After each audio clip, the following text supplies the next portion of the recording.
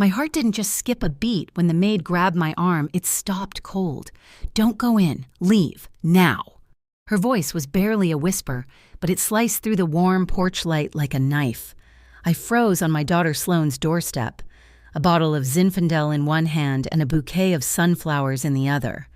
After a full year of silence between us, this was supposed to be our chance to fix things. Instead, my daughter's maid, Maribel, was looking at me like there was a monster in the house.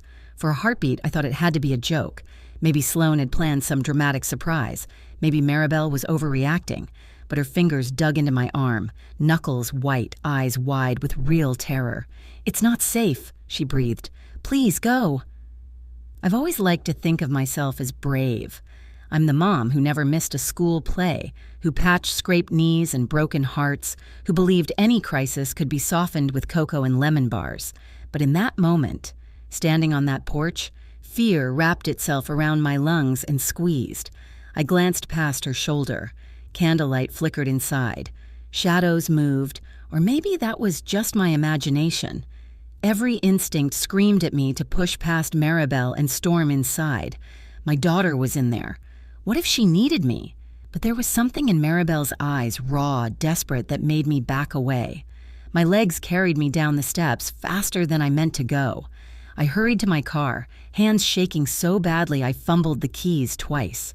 Once I got inside, I locked the doors and sat there, gripping the steering wheel, the wine and sunflowers abandoned on the passenger seat.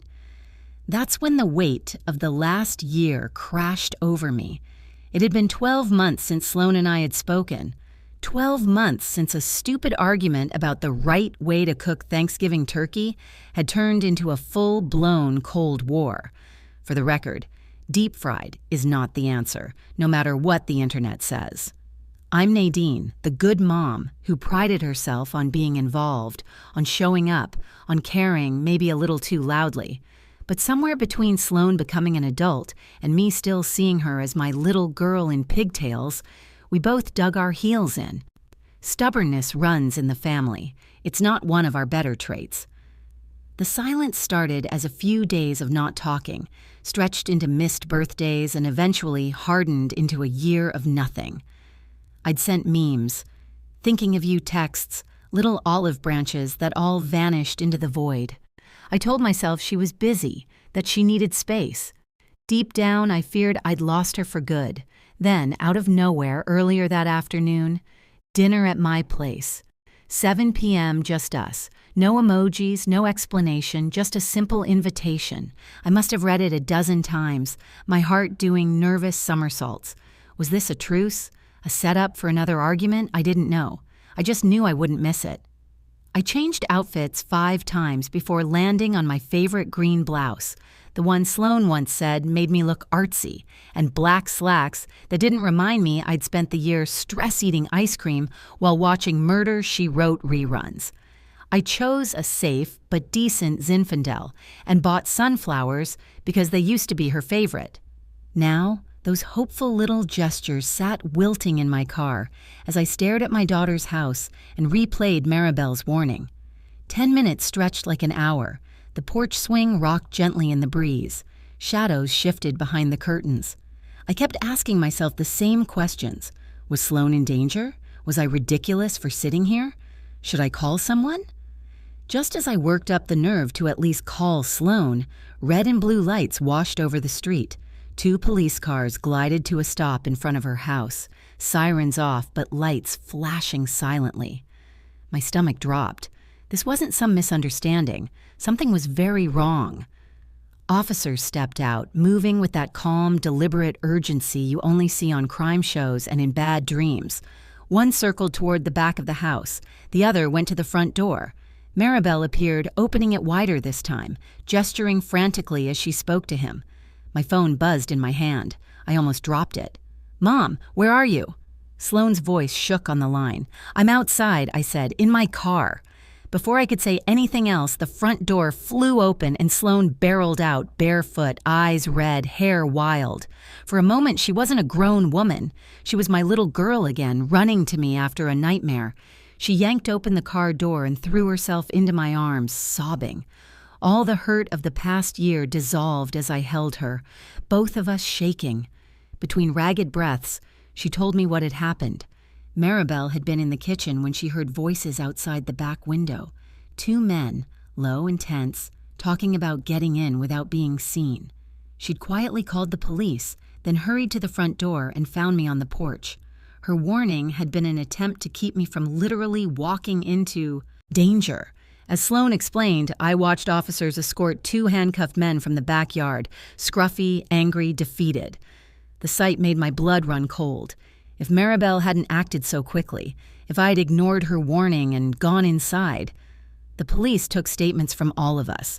They called Maribel a hero, and I silently seconded that. Sloan clung to my arm the whole time. When the last cruiser turned the corner and disappeared, the neighborhood went quiet again. The adrenaline left us shaky and exhausted. Inside, Sloan's kitchen felt like a different world. Warm light, a kettle steaming on the stove, chamomile tea in mismatched mugs. We sat at the table, facing each other like strangers who used to be best friends. For a while, we just laughed. That weird, breathless laughter that comes after you've been terrified and suddenly realize you're okay. "Can you believe this?" Sloan said, wiping her eyes. "Our family drama turned into a true crime episode. If this doesn't get us on TV, nothing will." "Well," I sniffed, "at least I wore my good blouse. If I'm going to end up on the news, I refuse to look washed out." We dissolved into more laughter, and with it, something heavy between us finally cracked. Then came the part we'd avoided for a year. "I'm sorry," she said first, voice small. "I should have called you. I missed you so much, Mom." I squeezed her hand. "I'm sorry, too. I was stubborn. I let something silly become something huge, and I've regretted it every day." We talked for hours about the Thanksgiving argument and what it really meant, about feeling criticized, unheard, too protective, too distant, about her new job, her fears about the future, the moments I hadn't been there for because my pride was louder than my love.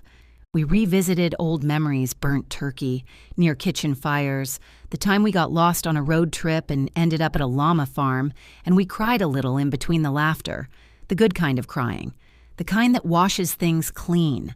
By the time the tea went cold, we'd made quiet promises, Sunday dinners, movie nights, fewer assumptions, more listening, no more letting a holiday bird come between us. When I finally stood to leave, Sloan hugged me so tightly I could feel her heartbeat against mine. "Don't wait another year to come back," she whispered. "I won't," I said. And for the first time in a long time, I knew I meant it. Driving home, city lights blurring past my windshield, I felt a peace I hadn't felt in months. Life is messy and scary and unpredictable, but sometimes the very night that terrifies you becomes the night that stitches your family back together. A whispered warning at a door, a near break-in, a brave maid, 2 police cars, and a mother and daughter finally remembering that love matters more than being right. Tell me honestly, if someone had whispered, "Don't go in," at your child's door, would you have listened?